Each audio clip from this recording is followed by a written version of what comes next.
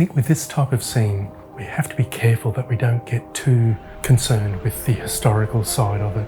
We have to keep to the basic rules, background, mid-distance, foreground, because sometimes that aspect can overawe us and put us off. So I had to really watch that I didn't really sort of allow myself to get too succumbed into the grandeur of the subject as well.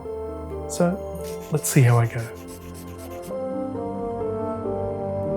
Every now and then I'll grab a board that I've either tinted with a secondary little tint, but I have to be honest, this was a painting that didn't work, and instead of just throwing the board, I actually prefer to scrape it all off, wipe it all down. Not that it's not for a cost reason, because this little board's probably about 40 cents for me to make, but it's for the chance of having that different underpainting, because a little bit like having your favourite meal, if you have it once a week, it still will remain your favourite meal, but if you had it every night, it'll soon won't be your favourite meal at all. It'll be something that you end up probably hating. So that's why I don't mind. You know what? It's hard to paint a painting that I'm happy with every day, every time, especially when I'm pushing myself. And this scene really was a lot trickier than I expected, to be brutally honest. I thought, it's a classic background, great background. The castle is sensational. The row of trees was I knew was going to be the hardest part.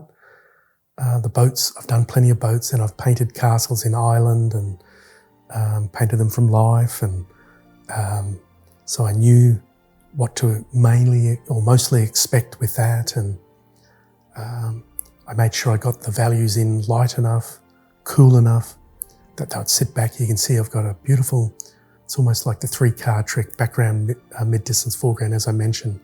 And that's coming together nicely, but it was a little trickier than I expected. So there goes some of the greatest laid plans. You can look at a scene, plan a scene in your mind. And the one point I should say when I'm talking about planning a scene, I'm not sort of thinking, look at all the good bits on the boat, on the buildings or on the water. I'm looking at what areas aren't working. I tend to like to, and I'm ultimately trying to choose a scene that has little to no weak areas or false flaws, but there will be trickier areas, and that's probably and this one was probably the water. Notice how it's a fairly just pretty rectangle shape, even though I can put some little watercraft boats and stuff on the water as well to break that up, and some ripples, but shape-wise, the castle, magnificent. I really did love the foliage, the middle region, and boy, the foreground is dynamite. But yeah, so every scene will have its strengths.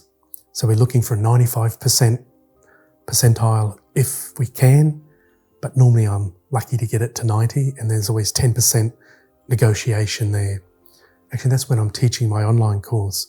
I actually give the students, with the mentoring part, a score out of 100.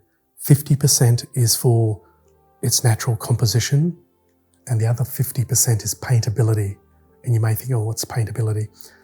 You could have 10 different scenes of this one from different angles, times of the day, different angles, different lightings, different aspects will be more paintable than others. So, and everything tends to have a certain just way that it translates into a painting.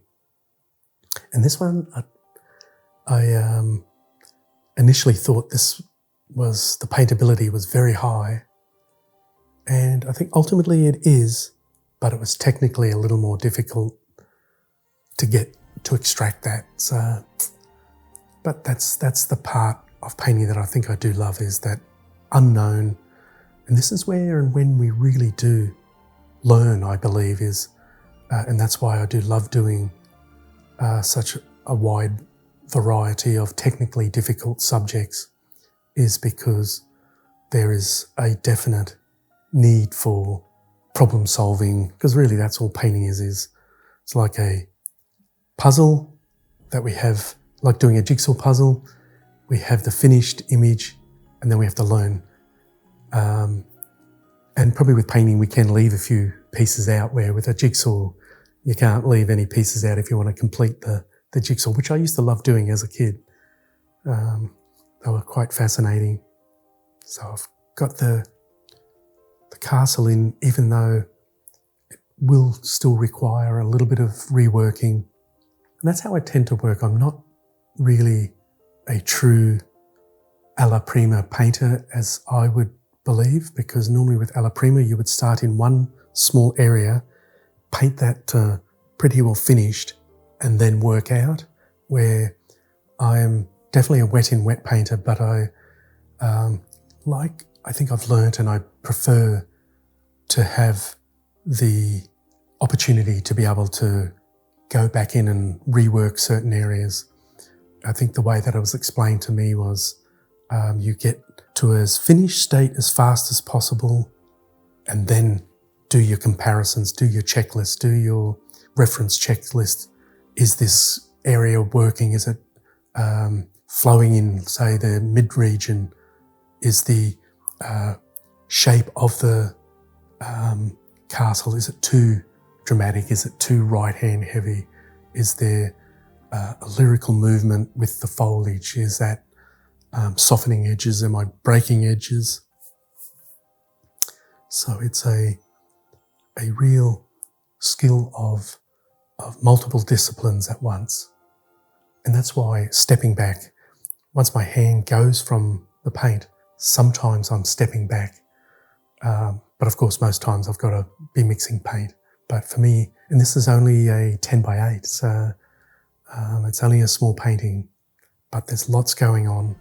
I think I've lowered the horizon line a little so that the water line wasn't too high above. I think I wanted to break it and cut it because I didn't want it to cut too much through that centre.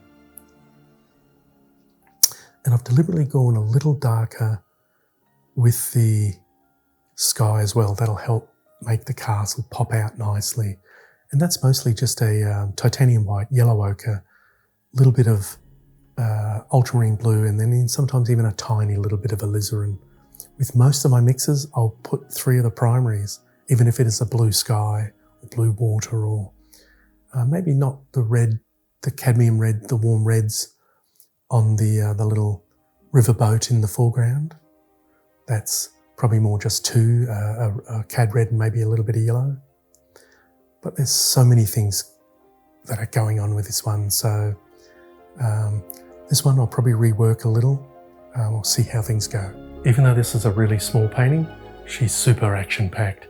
And I think that was the trickiest part, was to be able to combine, to unify those 3 powerful shapes, mid-distance foreground and the castle in the background. And it really did surprise me. It really did push me. And I think that's always the danger with painting. If we underestimate it, it's to our own peril. So I always like to think there's no easy painting. There's sometimes slightly easier, but not easy. So just keep working hard. I hope you enjoyed this one. All the best. Bye for now.